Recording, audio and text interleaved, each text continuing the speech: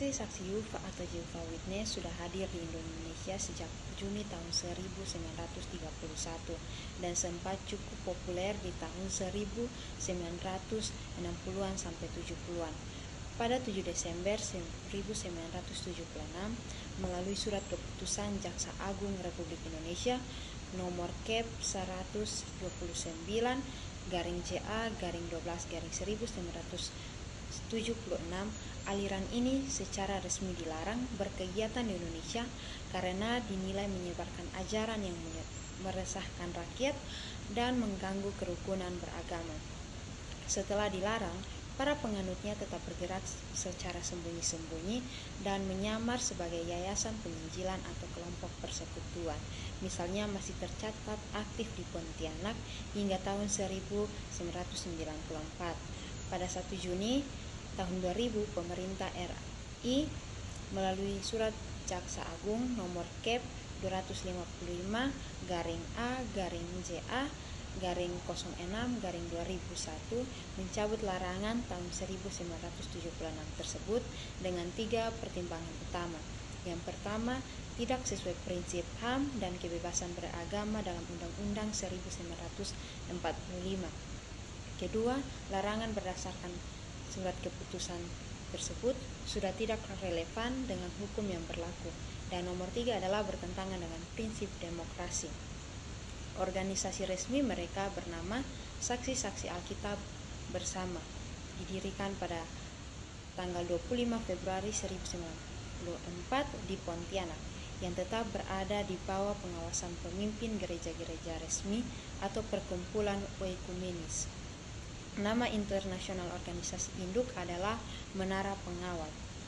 Kantor pusat nasional resmi terdaftar di Balai Kerajaan Jalan Raya 36 Pasar Baru, Jakarta Pusat dengan sekitar 2 juta tenaga penuh waktu bekerja.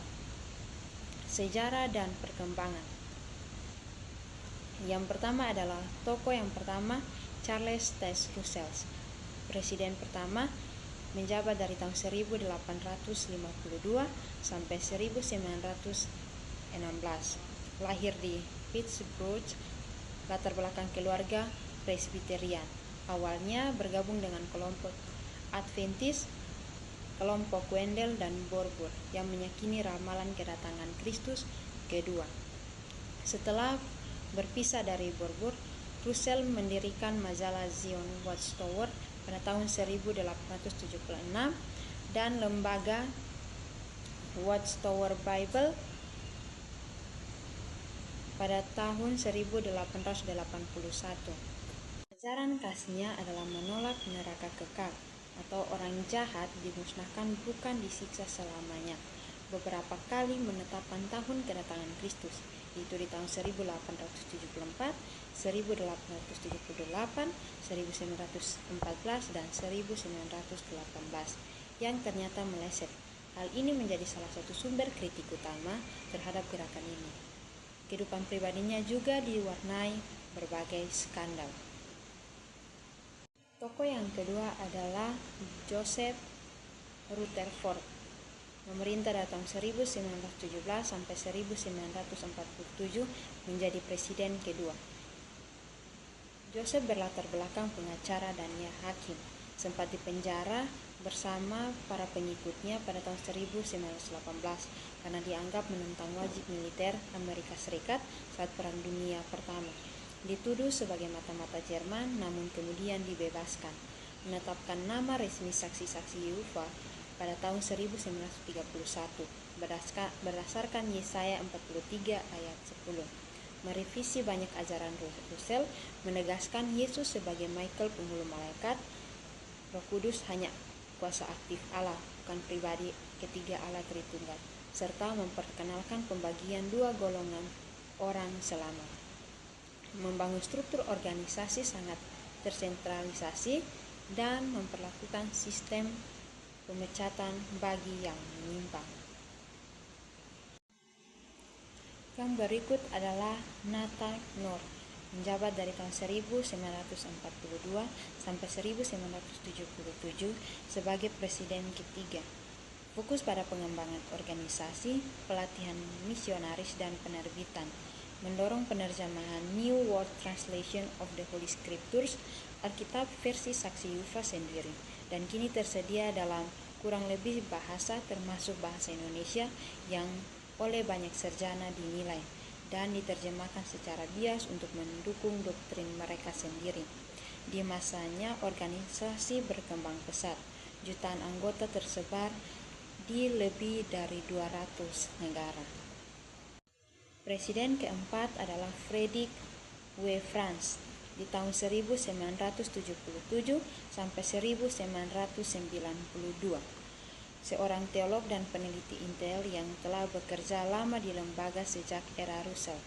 Masa kepemimpinannya ditandai kritik internal, misalnya dari mantan anggota Badan Pemimpin Raymond Franz, keponakannya sendiri, yang menulis buku kritis berjudul Crisis of Conscience, mengungkapkan berbagai kekeliruan dan sifat otoriter organisasi.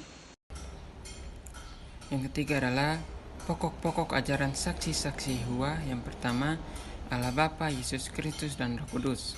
Saksi-saksi Yehova menolak doktrin Tritunggal. Mereka percaya bahwa Yesus Kristus adalah ciptaan pertama Allah, yaitu Firman atau Logos, yang sebelumnya adalah Mikael, penghulu malaikat, sehingga Yesus bukan Allah sejati yang setara dengan Bapa. Roh Kudus dipahami sebagai tenaga aktif Allah, bukan pribadi yang terpisah. Mereka juga meyakini bahwa Yesus tidak lahir pada tanggal 25 Desember dan menolak penggunaan simbol salib karena percaya Yesus mati di tiang bukan di salib. Yang kedua adalah Alkitab.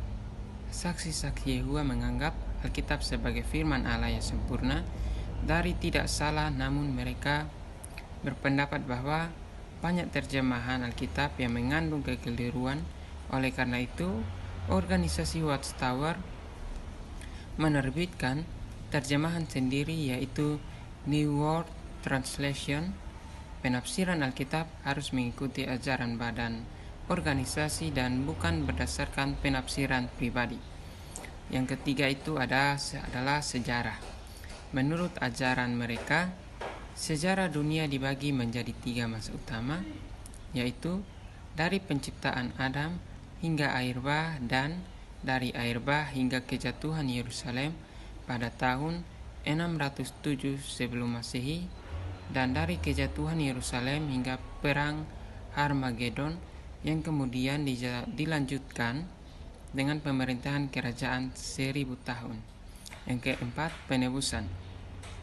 Mereka mengajarkan bahwa Kristus hanya menyerahkan diri sebagai tebusan yang setara dengan manusia pertama, yaitu Adam.